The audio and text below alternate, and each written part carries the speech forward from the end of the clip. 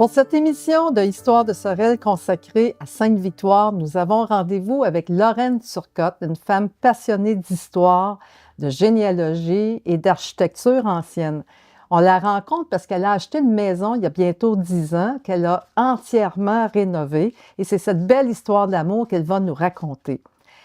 Avec Lorraine, je suis allée rencontrer Jacqueline Dufaux, 96 ans, qui est née et qui a grandi dans cette maison, une femme absolument adorable. L'émission se termine avec notre capsule archivistique. Celle-ci porte sur le fonds de la Société d'agriculture du comté de Richelieu, conservé aux archives, au Centre d'archives de la Société historique Pierre de Sorel. Et il faut savoir que ce fonds-là contient des trésors absolument exquis, dont des documents qui portent sur les expositions agricoles qui se tenaient autrefois, évidemment, à Sainte-Victoire de Sorel. Bonne écoute. Lorraine Turcotte, bonjour. Bonjour, Madame Linda. Merci de nous recevoir chez vous. Ça me fait plaisir. Non, parce que je pense, Lorraine, vous aimez les vieilles maisons.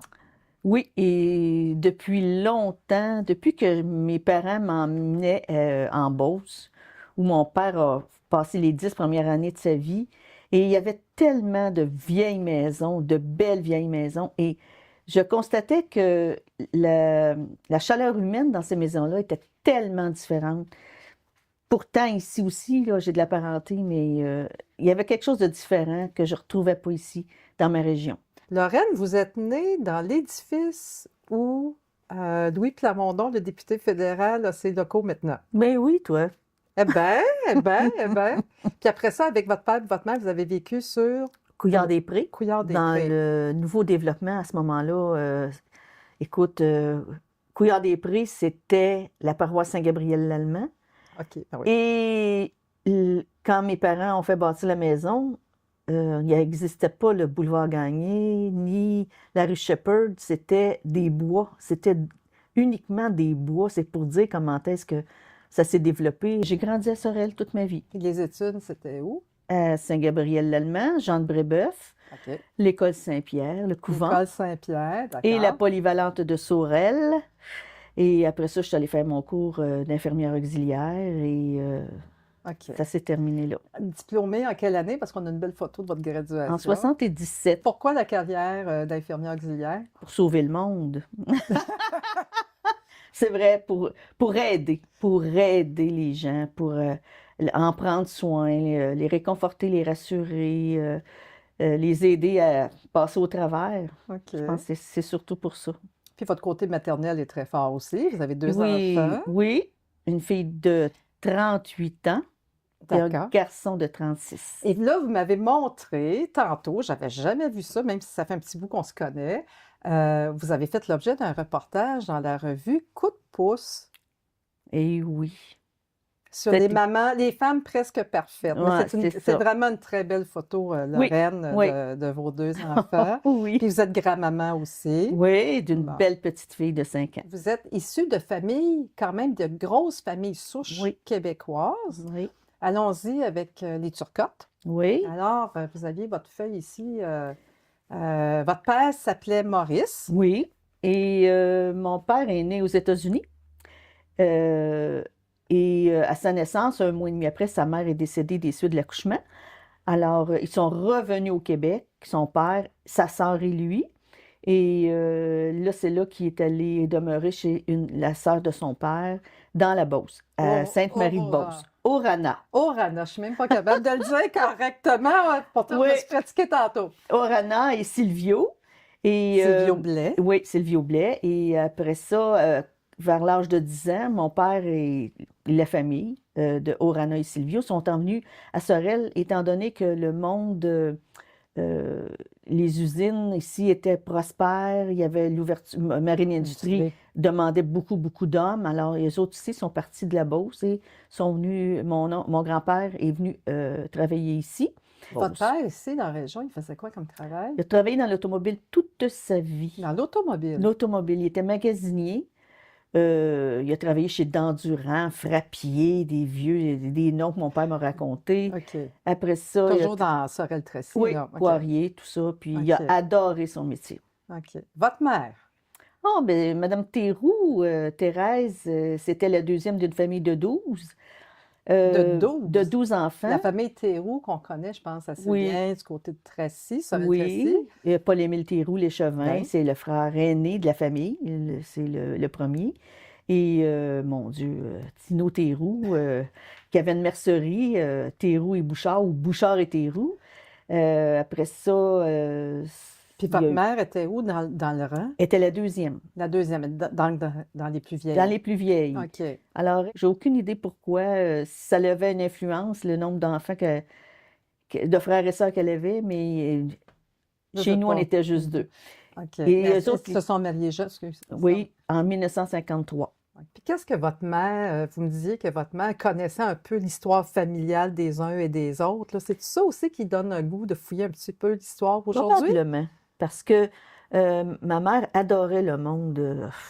Elle aimait la parenté, sa famille, la famille de ses parents. Elle était au courant de toutes ces petites histoires, le nombre d'enfants d'un tel.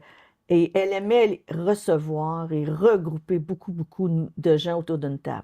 Elle est décédée à quel âge? 74, hein, 74. Et très votre jeune. père? 85. Du côté de ma mère, les Théroux venaient de Saint-Robert. De Saint-Robert, OK. De Saint-Robert, OK. oui. Bon. Et puis, j'ai fait vais des prendre- recherches. J'ai l'arbre généalogique là, Ben que oui, j'ai fait. c'est un projet qui est déjà assez avancé, Oui. hein? Exactement. Et Donc, le premier, ben celui qui est de Saint-Robert, c'est Paul. Paul. Ça, c'est le père de... de ma mère, OK. Paul Théroux, qui était marié à... Alice Bouchard. OK. Elle était de Saint-Nazaire d'Acton. OK. Après Paul, il y a eu Pierre, le père de mon grand-père, et Pierre, Jean-Baptiste, Joseph, et tout ça. Mais eux autres, ils ont quitté pour s'en aller à Wickham, Saint-Germain-de-Grande-Tame, dans ce coin-là, parce que mon grand-père, mon arrière-grand-père est décédé d'un coup de tonnerre. Il a reçu un coup de tonnerre sur la tête, comme ils ont dit, puis il est décédé. Alors là, la mère et les enfants, ils ont quitté puis se sont en allés à Wickham. Et ça s'était passé où, à Saint-Robert? Oui, le grand-père est décédé en 1920, donc c'est arrivé en 1920. C'est vrai, là, j'ai les chiffres sous les yeux. Ah, à documenter, intéressant. Oui, OK. ça Fait que m'avait là, frappé. puis qu'est-ce qu'on apprend par rapport aux Théroux? Ben, les Théroux ont porté le nom de La Ferté quand ils sont arrivés ici, en Nouvelle-France. OK. Et ils ont laissé le nom, parce que dans l'arbre généalogique, ils gardent pas le nom de La Ferté longtemps. Ils portent eux autres le nom de Théroux Théroux. assez rapidement. Mais dans d'autres arbres généalogiques, il y a des Théroux qui ont gardé le nom de La Ferté. Puis il y a des Robinson dans votre famille. Expliquez-moi donc. Les Robinson, c'est que mon père est né, aux États-Unis. Et ma grand-mère, Turcotte, était une Robinson, une Irlandaise. Et dans leur généalogie, eux autres sont arrivés vers 1850 ici en Nouvelle-France. Et j'ai pas terminé mes recherches, mais je cherche justement où ils ont, par bateau, à quel endroit. Est-ce que c'est à New York? Est-ce que c'est au Nouveau-Brunswick? À quel endroit ils sont arrivés? Par où ils sont arrivés? Donc, votre grand-père, Aux États-Unis. il a rencontré votre grand-mère aux États-Unis. Oui. OK. Puis Robinson, il y a des Robinson dans la région de Drummondville que vous me disiez Oui, déjà. parce OK. que mes arrière-grands-parents sont de Drummondville, sont enterrés à Drummondville. Mais mon arrière-grand-mère, Robinson, elle s'est mariée à Sainte-Anne-de-Sorel. Parce que c'est une Mongeau C'est de le Mongeau. Sainte-Anne. Puis comment on aboutit ici, en plein cœur du village de Sainte-Victoire? Eh my God, j'aurais jamais pensé acheter une maison en campagne. C'était pas dans mes projets il y a 30 ans, admettons. Puis j'avais 53 ans. J'étais sur la fin de ma carrière. Donc, toujours au travail? Oh oui, j'étais toujours au travail à ce moment-là. Et je me voyais en appartement. J'avais un très bel appartement, très grand appartement, lumineux. Mais je n'avais pas accès à la cour. Je ne pouvais pas me faire un jardin. Je ne pouvais pas avoir un pied à terre. Alors, je me suis dit non, je m'en vais à la retraite bientôt. Je vais avoir une maison à moi. Les enfants sont grands. Les enfants sont partis. Et je voyais des maisons sur les sites d'immeubles là, comme Remax, peu importe la capitale. Mais chaque fois que je voyais des bungalows, ça ne m'appelait pas. Tout à coup, il y a eu une vieille maison ici. Mais Celle-ci, là. celle-ci, la photo est d'hiver, il y a de la neige, il y a le champ en arrière. Mais c'était marqué sans garantie légale. Et ça me dérangeait parce que j'étais seule, je ne vivais pas en couple. Et à ce moment-là, mais je me disais, ça va être un gros projet pour une femme seule. Mais j'avais écouté les émissions de Passion Maison avec Alain Choquette et je bavais. Excusez, mais je bavais. Je trouvais ça tellement beau. Disons qu'il donne le goût aussi de s'intéresser aux vieilles Là, maisons. je parle pas d'Alain Choquette, là, je bavais pas pour lui, je bavais pour les maisons. Et quand je me suis finalement décidée, après plusieurs hésitations, j'ai dit, je vais aller la visiter, la maison. OK. Et quand je suis entrée, ben, j'ai eu, avec l'histoire, l'agent d'immeuble m'a dit comme il y avait eu 17 enfants ici. Combien? 17 enfants ici, dans cette mini-maison de 21 par 24, à 2 étages. Non, j'ai dit, il s'est passé quelque chose, puis j'ai dit, je vais l'acheter. J'ai acheté le 8 mars, OK. mais quand j'ai visité, il y avait encore de la neige. Il y avait encore de la neige. Parce qu'on a des photos, Lorraine, vous avez des photos que vous avez prises de la maison telle que vous, au moment de l'achat. Elle ne ressemble en rien avec ce que vous en avez fait aujourd'hui, quoique Non. vous avez gardé son style. Oui, je rentrais ici, là, puis je me disais, ah, ça va être ma petite maison à moi. Puis je trouvais que le format m'allait bien. Et puisque je vivais seule, je n'avais pas besoin de beaucoup d'appartements. Et de fil en aiguille, j'ai rencontré des gens qui adoraient les vieilles maisons, qui sont venus me donner un coup de main, dont un en particulier qui demeurait dans une vieille maison et il l'avait lui aussi rénové. OK. Mais ici, c'était un très gros projet. C'était changer l'électricité au complet, la plomberie neuve. J'ai fait changer Mais la on commence plomberie. par quoi? Est-ce qu'on commence par l'extérieur? On commence par l'intérieur? Vous avez un appartement, donc vous aviez encore quelques mois devant vous, j'imagine, avant de vous installer. Mais il y a quand même, j'imagine, une échéance. Oui, il y avait une échéance, mais j'avais la chance que c'était mon fils qui prenait mon appartement. Alors, j'étais moins bousculée que si j'avais dû quitter au mois de juillet. Alors, j'ai pris possession ici le 8 mars 2012 et je suis entrée ici le 26 octobre. Mais c'était quand même pas long. C'est pas long, puis vous étiez toujours au travail à temps plein, J'étais à toujours au l'Hôtel travail. Dieu. Je me suis permis quelques maladies et j'ai pris toutes mes vacances pour ça. Mais On commence par quoi? Qu'est-ce que vous Ben, avez commencé par quoi? Parce je que- l'ai déshabillé de l'extérieur pour commencer. Parce que je voulais. C'est-à-dire, Il y avait du papier brique sur la maison. OK. On a arraché le papier brique, moi, mon garçon et des amis. On a vu l'état des planches, parce qu'il ne faut pas oublier qu'en dessous, c'est en bois. Et on a réparé tout ce qui était plus ou moins sain. Il y avait à quelques endroits, c'était pourri ou ébréché. Ou j'ai dit là, être déshabillé, c'est le temps de réparer.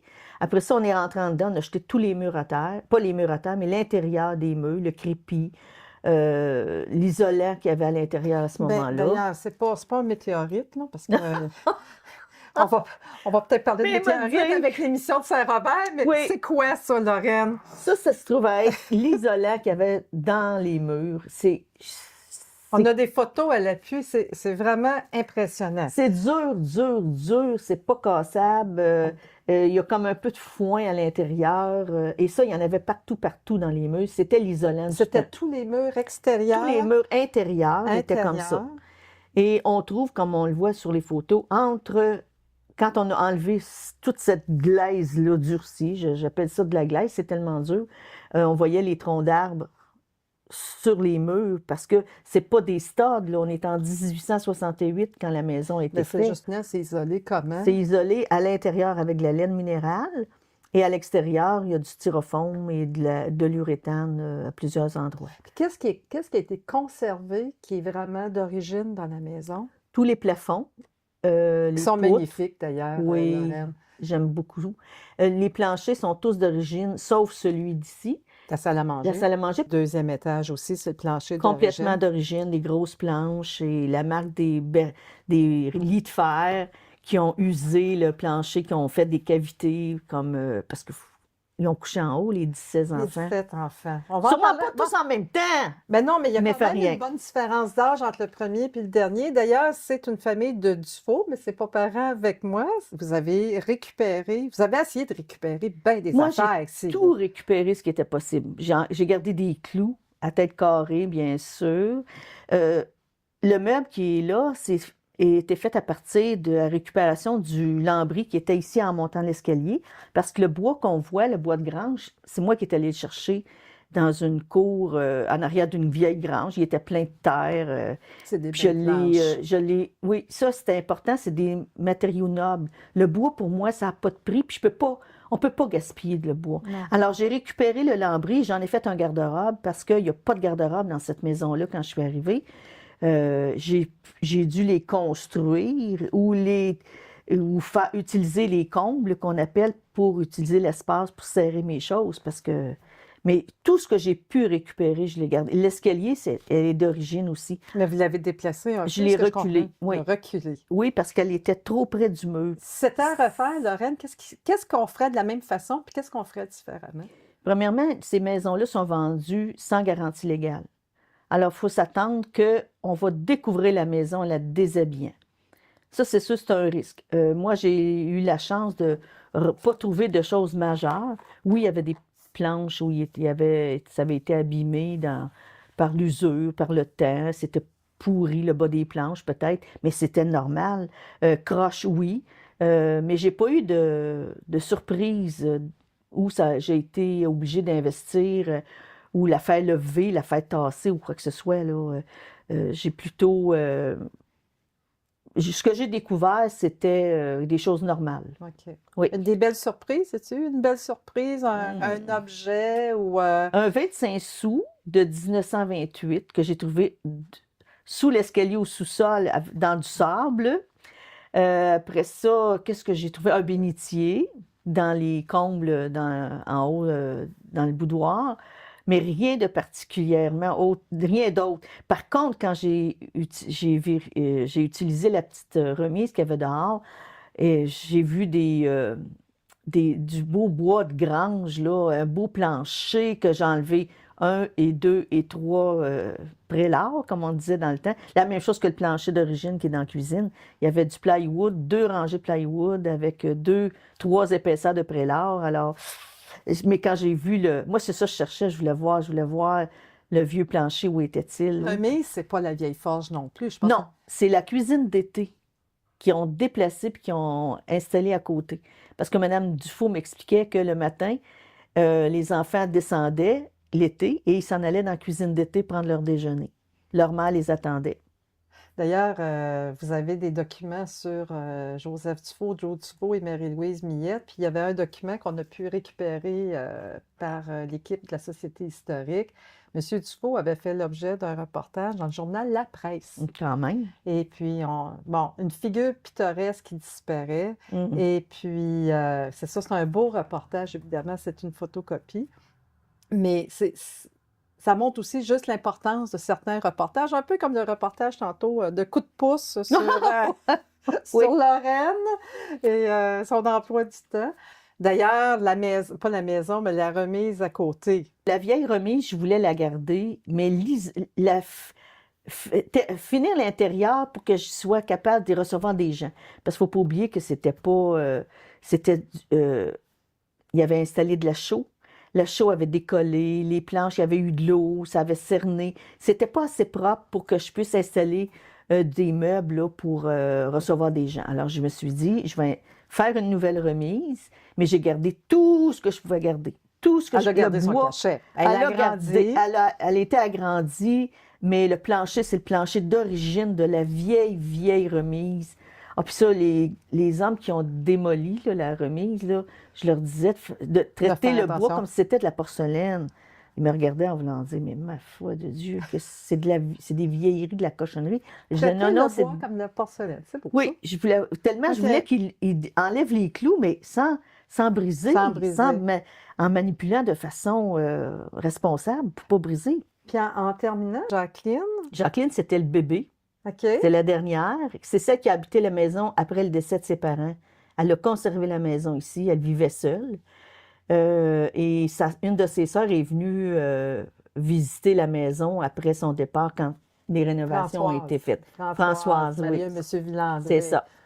Comment elle a réagi quand elle a vu la maison?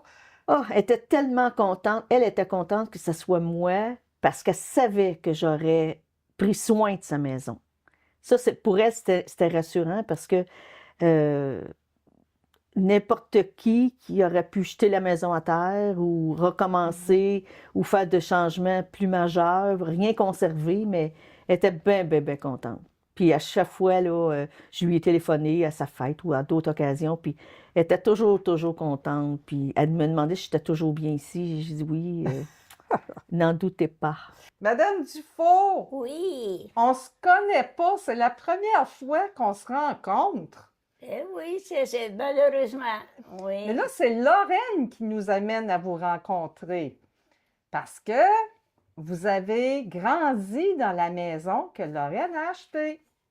Oui, oui. Ouais. Êtes-vous contente que ce soit une femme qui achète cette maison-là? Ben oui, je suis contente en autant qu'elle apprécie. Vous avez vécu combien de temps dans cette maison-là? J'ai vécu 84 ans. Ça veut dire que Quand j'étais chez ma soeur Françoise, j'étais en 84, c'est là que j'ai décidé à rester demeurer à Sorel. vous êtes né dans la maison, Oui. puis c'est une petite famille, hein? Vous n'étiez pas nombreux chez vous, là. Hein? Ben oui. Ah, écoutez, là. Ah, là, je vous taquine. Ah, on était 17 enfants. Combien? 17. Moi, je suis en 17e. Il y a beaucoup de gens qui connaissent plusieurs de vos frères et sœurs. Là, puis en plus, vous allez m'expliquer quelque chose, là, parce que ça m'intéresse, là, ça vit vieux dans votre famille. Hein? Ben oui. Fait que vous avez une sœur. Élodie qui est décédée dernièrement. Quel âge pendant qu'elle avait? 101 ans. 104? 104. 104? Ah. Votre frère Adrien? Adrien n'est pas décédé. Ben non, j'espère que non. Oh, je veux dire, c'est le seul qui était vivant. C'est le seul qui est vivant, là. On l'appelait Ticaille à Marine. Adrien Ticaille, c'est parce que c'était un chasseur, il aimait beaucoup la chasse. Qui est encore vivant? C'est Françoise? Françoise, elle aime la beauté. Oh! Elle aime les belles choses. Une de vos sœurs, c'est, ben, elle est décédée, mais c'est la grand-mère du maire de Sorel-Tracy. Ah oui, Élodie. Non, pas Élodie, Rose. Ben, les Roses Péléquet. Marie-Rose.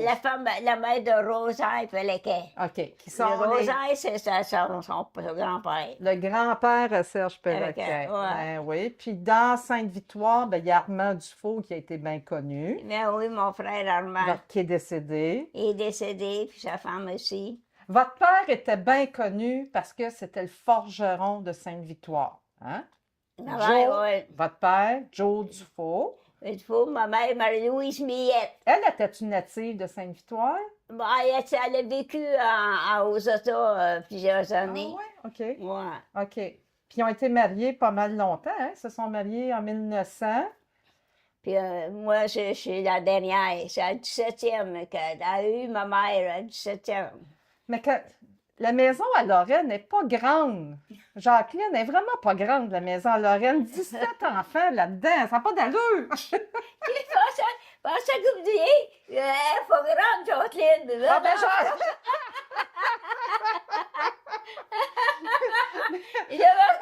Ça m'a pas insulté parce que il y a un mec qui me dit que je suis pas grande. je dirais pas. Mais vos parents, ils étaient-tu grands? Ben, ma mère, normalement, elle n'était pas grande, ma mère. Vous avez une belle Vous avez photo. connu Françoise, ma soeur? Non, j'ai pas connu Françoise. Ça, c'est la photo de votre père et votre Ma mère. mère, c'est la grosse jupe d'étoffe. Ben, oui. Ça sent ça. Apportait tout ça. Parce que vous avez. Non, je suis pas connue de ce temps-là. Elle est belle, cette photo-là. La forge était où? La forge était à côté de la maison ou en La arrière? forge est à côté. À le coin de la maison, il y avait à peu près l'entrée d'un char, pas trop, un peu plus large. Tu sais. OK. Puis après ça, c'était la boutique de forge. La boutique était là. Puis votre. Parce qu'il y avait un grand escalier pour descendre les voitures à des bords de bois. Puis il tenait les câbles, un en avant puis un en arrière, pour descendre ça en haut. Quand fait que mon père il travaillait le bois en haut. Oui, mais là, c'est ça, je comprends. C'est que votre père faisait pas juste ferrer les chevaux. Il Non, faisait non. des voitures à foin. Puis Oui, des voitures pour les cultivateurs.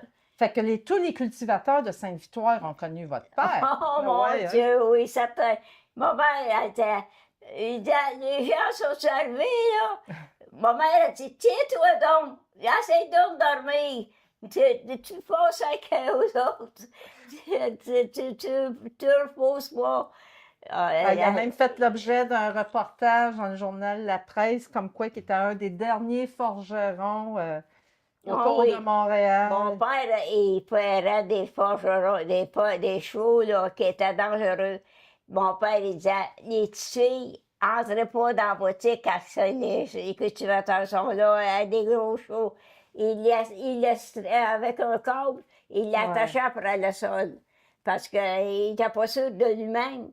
Samedi, là, à la partie, devant la boutique, elle trouvait que c'était pas propre.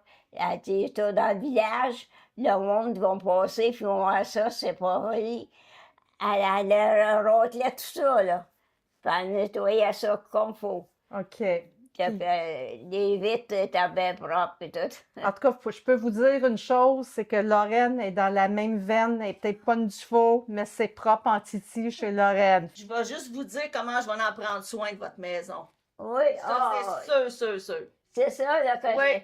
je vous l'avais dit, hein. J'ai dit, tu as embelli ma maison. Elle continue à avoir soin. Oui. Ouais. Parce que moi, là, j'avais pas d'idée, j'avais trop soin de ma mère. Les rampes, là, je descendais à l'escalier, j'en avais pas de rampe. J'escandais à l'escalier, la marche par marche, l'hiver, j'avais peur de tomber. Puis elle avait des belles rampes. On est bien dans votre maison. Ah, il y a beaucoup de chaleur. Merci. Il y a très peu d'organismes dans la région qui peuvent se vanter d'avoir presque 175 ans d'années d'existence de façon continue. Qui plus est, un organisme régional voué à l'amélioration et à la promotion de l'un des secteurs d'activité économique hyper importants pour notre région, j'ai nommé l'agriculture. Alors, la Société d'agriculture du comté de Richelieu possède un fonds d'archives ici, le P008. C'est un des premiers fonds que la Société historique a pu acquérir. Alors, ce fonds a été traité par le service d'archives agréé de la Société historique il y a déjà plusieurs années et il couvre la période de 1880 à 1950, beaucoup de documents originaux d'époque et aussi des photocopies. La Société d'agriculture du comté de Richelieu a toujours fait des expositions agricoles. Les expositions étaient itinérantes, elles se promenaient d'une place à l'autre, d'une municipalité à l'autre. Puis, dans les années 1910, après avoir acheté des terres et construit des bâtiments dans le rang nord à Sainte-Victoire, tout près du cimetière à Sainte-Victoire, la Société d'agriculture s'est vraiment installée là et elle a fait ses expositions agricoles là. Alors, le contenu de ce fonds d'archives-là est extrêmement intéressant pour quelqu'un qui s'intéresse à l'agriculture. Et Dieu sait si à la fin des années 1800, c'est-à-dire à la fin des années 1800, il y avait beaucoup d'agriculture dans la région. Alors, je vous présente quelques-uns des documents du fonds d'archives de la Société d'agriculture. Vous avez ici, et c'est le plus vieux document dans cette série-là, c'est le programme de l'exposition agricole de 1908. On a aussi le programme de 1911 et le programme de 1912. Et ce qui est intéressant avec le programme de 1912, c'est qu'il y a eu même un ajout dans la promotion, et on le voit aussi dans les procès-verbaux, parce qu'il y a des commerçants de Sorel qui ont décidé d'ajouter des prix et les offrir aux éleveurs. Dans les autres documents, vous avez aussi, et ça c'est intéressant, si on veut documenter le développement de la production laitière à la fin du 19e siècle, vous avez l'enregistrement d'une fromagerie beurrie à Saint-Ours en 1899. Alors c'est un document qui commence à dater. Dans d'autres documents encore plus intéressants, ceux-là, vous avez le livre des comptes. Vous savez, quand on fait des comptes et dépenses, le livre des comptes.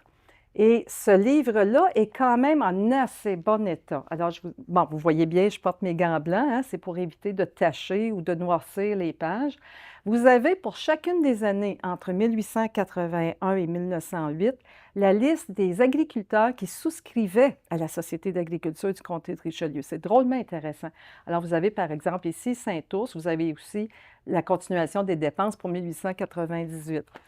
Le document que je trouve hautement intéressant, et c'est encore le vrai aujourd'hui pour toutes les organisations, c'est le livre des procès-verbaux. Alors, on a même une obligation légale aujourd'hui de conserver ces procès-verbaux si on est un organisme sans but lucratif, un peu comme la Société historique Pierre de Sorel. Alors, on a le livre des procès-verbaux. C'est un des premiers livres, hein, je vous ai dit, a vu le jour en 1849. Celui-ci, il couvre 1888 à 1908. Et il est fragile. Alors, vous le voyez, il y a des pages qui se détachent. Le feuilleter, le consulter, il faut vraiment y aller délicatement. Je vous montre des exemples parce que ce qu'il faut dire aussi, c'est que la Société d'agriculture, elle a été très importante dans l'encouragement des agriculteurs à développer la génétique de leurs troupeaux ou encore à améliorer la qualité des sols puis avoir de meilleures cultures végétales. Alors, vous avez dans ce document-là non seulement la liste des administrateurs, mais aussi les décisions qui sont prises et les subventions qu'ils reçoivent, que la Société reçoit pour acheter, par exemple, un taureau. Alors, ce que j'ai ici, c'est qu'il y a 3 administrateurs, dont mon arrière-arrière-grand-père, Antoine Dufault. Il y a un monsieur Mathieu, un monsieur Bruno, qui sont mandatés pour acheter 3 taureaux au montant de 200 $. Vous avez aussi les assemblées générales annuelles, les décisions des agriculteurs. Ça vous donne vraiment une perspective drôlement intéressante. Alors, voici un exemple de document photocopié qui a été remis dans le fonds de la Société d'agriculture. C'est des extraits de l'album Souvenir qui a été réalisé à l'occasion du centenaire de la Société d'agriculture en 1949. Il y a d'autres fonds d'archives ici à la Société historique qui possèdent des documents sur la Société d'agriculture.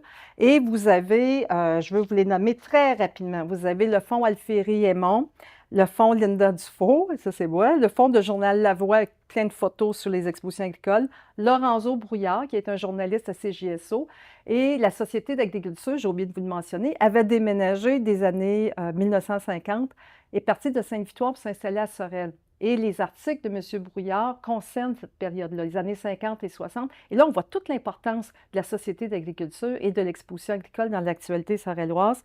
Il y a aussi le fonds de Gérard Millette et le fonds de Louise Pelletier qui, avec Jean-Pierre Saint-Martin, a coécrit l'album Souvenir en 1997.